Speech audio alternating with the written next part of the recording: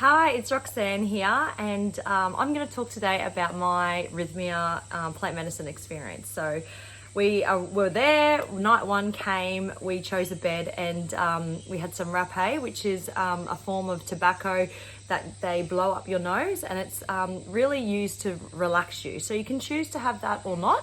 I chose to have it, and immediately when I went back to my bed after the shamans blew two portions up my nose in each nostril, I immediately had emotions coming up straight away. So it was very interesting.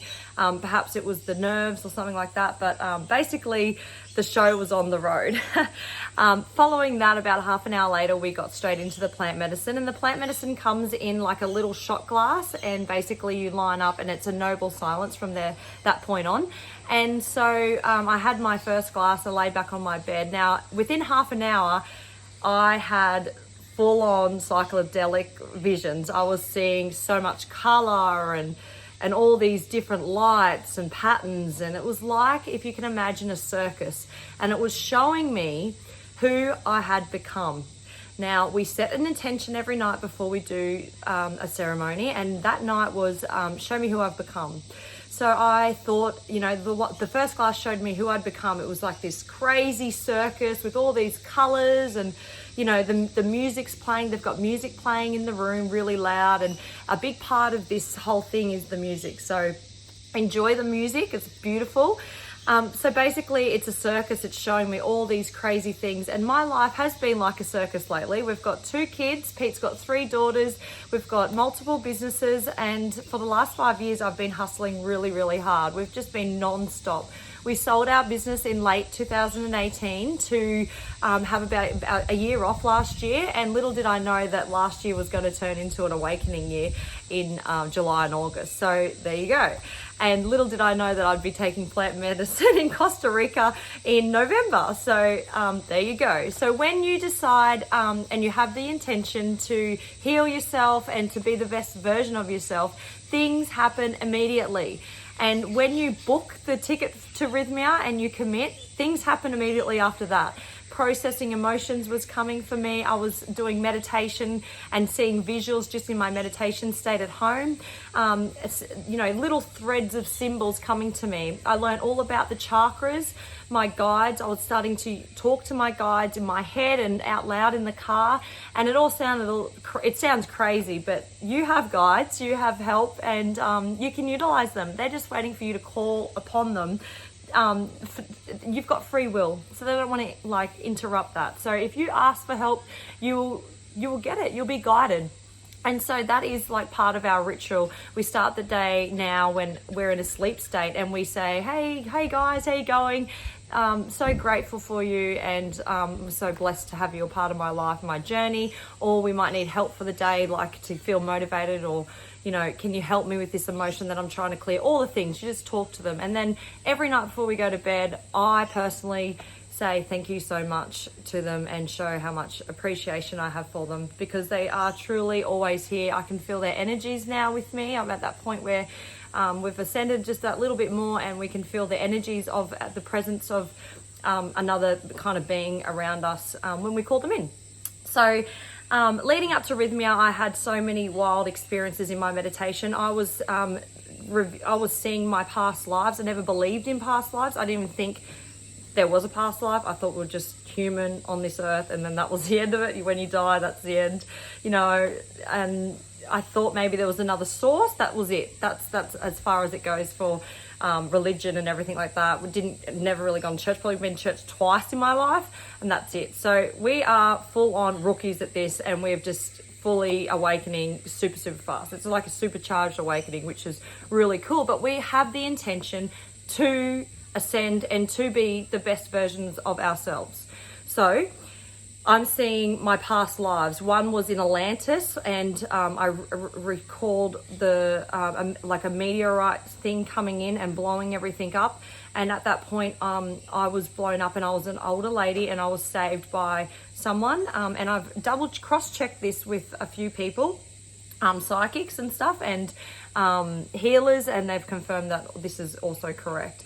I also was seeing the emerald tablets, And I just had this strong feeling that I had to research the emerald tablets and Thoth. And I was like thinking, I've got something to do with this Thoth. I can't pronounce it. I can never remember how to pronounce it. So, and Pete always pulls me up on it, but that's cool. You get the picture. It's Thoth, the emerald tablets. Basically, I went into my workshop of the mind in my meditation state, and I worked out that I was there when Thoth was around in one of his lives, and I've learned a few of the mysteries of the universe. And I have a really strong calling to the emerald tablets, and I'm currently researching and reading about all of the things in the universe that aren't really discovered or not even talked about now. So that is very interesting. So I'm following threads that I'm getting in my meditation state from my visuals. And this is all before I went to Rythmia.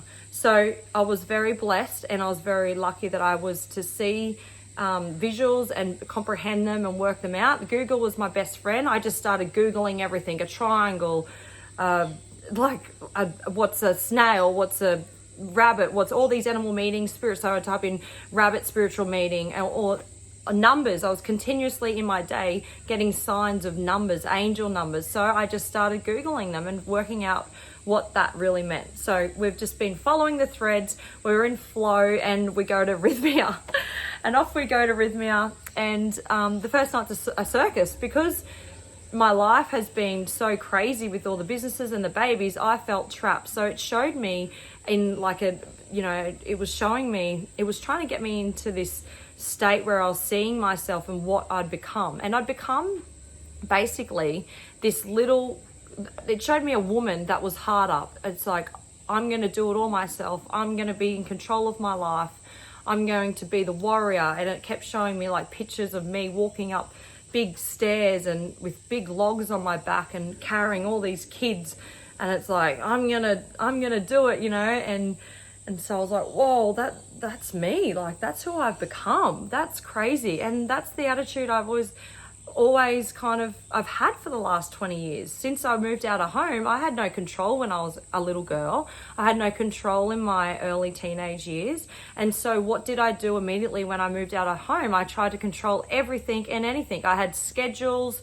I had work was in order. I was going to save. I went overseas. I did a job over there. I controlled my life to where I got to.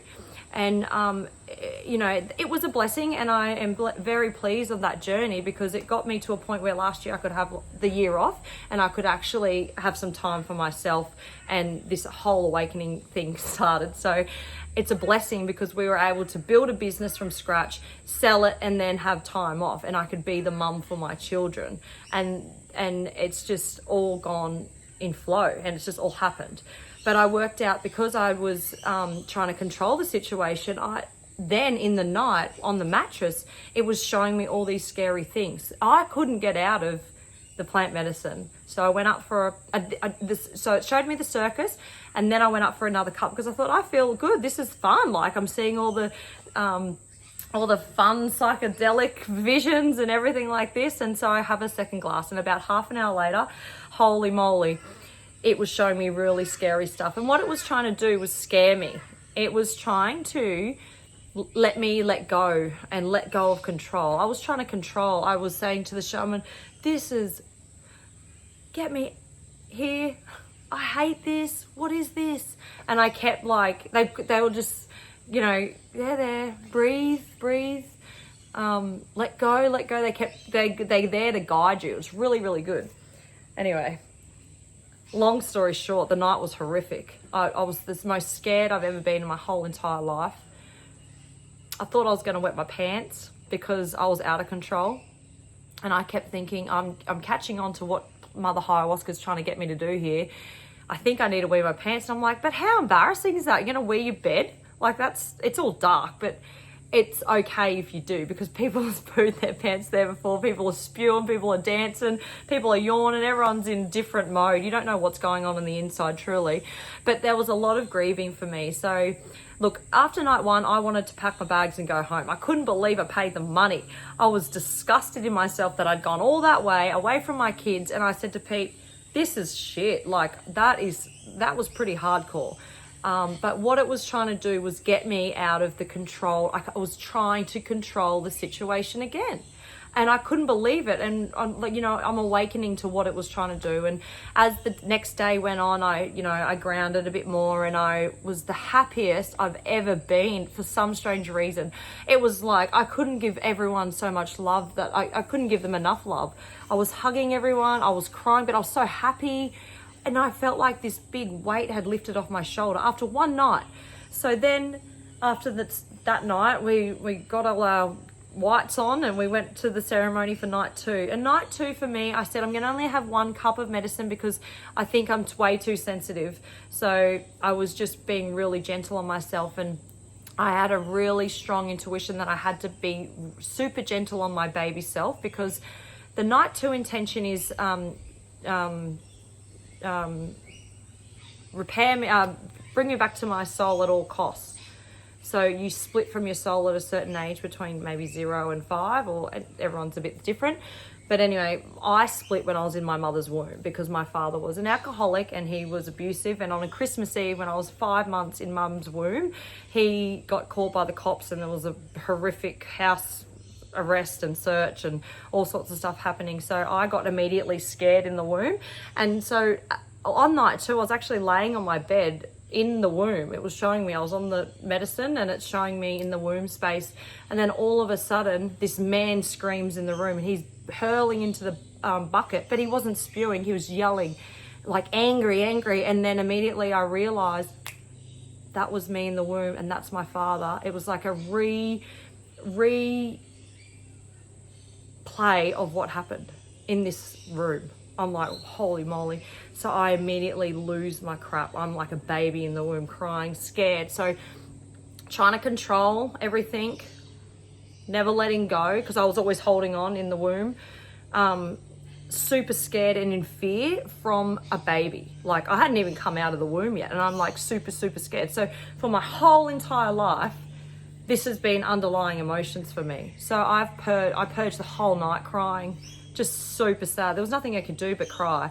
There was no anger in there because I was a baby. Like I was this baby. I didn't have a second glass. Every other night I only had 1 glass because I had to protect my baby. I wanted to come back to my real self from that womb space, from that core split, and I wanted to treat myself nice. So from that point on, I was rubbing myself. It's all right, Roxanne. You're okay. Everything's going to be okay. You didn't know. It's not your fault. It's just the process, the journey of coming back into this body at this time of consciousness on this earth in this year at this present moment. And this is what you have to go through. You have to feel the pain of the past to get through it, to be the best version of yourself, to ascend. You have to do this. You have to get through it. There's no other thing that you can do. You can't run away, because the same situation will come and find you again in a different way. It'll reappear in your life.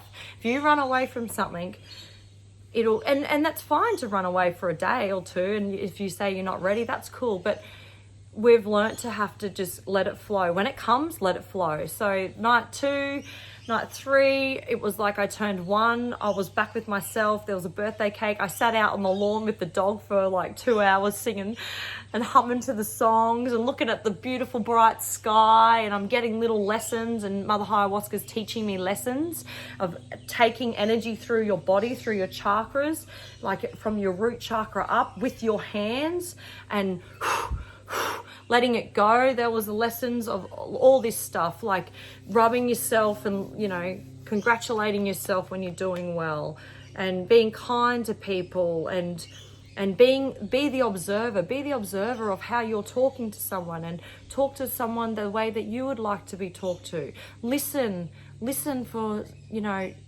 and your intuition in your ear or your gut. Listen, all these lessons were given to me night 3. So my night 3 was a special night. I had a little birthday hat on. I turned 1 that night, and I was a new transformed little girl, and I couldn't have been happier.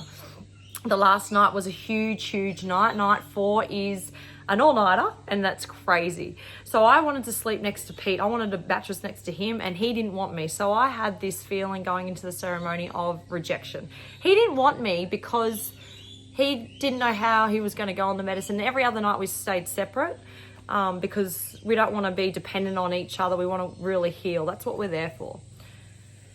But I felt rejected, and the medicine, well, it showed me rejection, because in the womb, my dad's side of the family, they wanted a boy because I was one of 3 girls. I was the last girl, third girl. And yeah, there's nothing else you can do. I realized, I saw it all, the rejection. And that was pretty hard to take. And it makes so much sense to me now looking back, because there's been a lot of situations where I've been rejected. I felt rejected. And I've tried to overcome it with control. And so that's pretty crap. So the last night I was sad, and, you know, anyway, it was our wedding anniversary that night. And the shaman said at the end of the night, we'll do a wedding blessing for you guys. And so the shaman never came and got us. So I was like, screw this. Like, this is shit. Like, I've just had this rejection feeling. Pete doesn't want to sleep next to me. You know, all these crazy thoughts are going through my head. And next minute, you know, got called, Pete and I, and we're in the shaman in the circle. It was probably 5 a.m. And I don't know how you do it, but we just did it. Everyone just was awake. It was crazy. I don't even know how we are awake at that time after 3 big nights, but you just are. The medicine is like medicine to heal. And when you heal through emotions, all of a sudden you start dropping your baggage, and it makes you a lighter person and a lighter body. So all of a sudden you've got way more energy, and you just are there. It's crazy. And you love. There's so much love in the room. Everyone is there for each other. You can't talk to each other, but the vibe by that stage, because you've met everyone, it's awesome. Anyway, we have this blessing, and I'm closing my eyes, and the shaman's got his hands on our heads, Pete and mine, and I can see blue energy light when my eyes are shut coming through us, vibrating through us. And I've got chills now talking about it. But yeah, it was intense. Like, it was like awesome. The shaman said we're very balanced and we're twin flames, and it's awesome. So that was just such a special ending. It was the exact day, our wedding anniversary, that exact time. So it was really cool. We didn't plan it. It was just the way it was. So we're very blessed. Coming home was, you know, you need 2 or 3 weeks downtime. You can't go back into social situations, because you changed human. You're happier. There's different look in your eye. You different feel in your heart. You have so much more compassion for everyone. You're being the observer constantly in every situation. You're just this reformed person, and you are on the path now. And you are ascending, and we just hope that this video and our journey is going to help other people, and that's why we're sharing it. It's a scary thing to be so honest and vulnerable with our personal journeys, but we are excited for the future.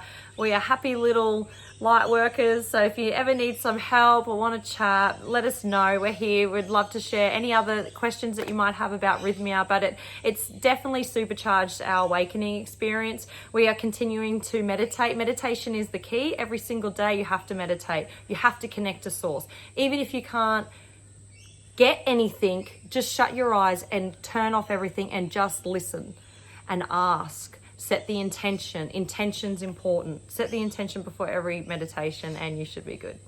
So I love you all. Pura Vida. Pura Vida is what we learned in Costa Rica, and it means beautiful life, and I love it. So Pura Vida, and I hope you have a beautiful day.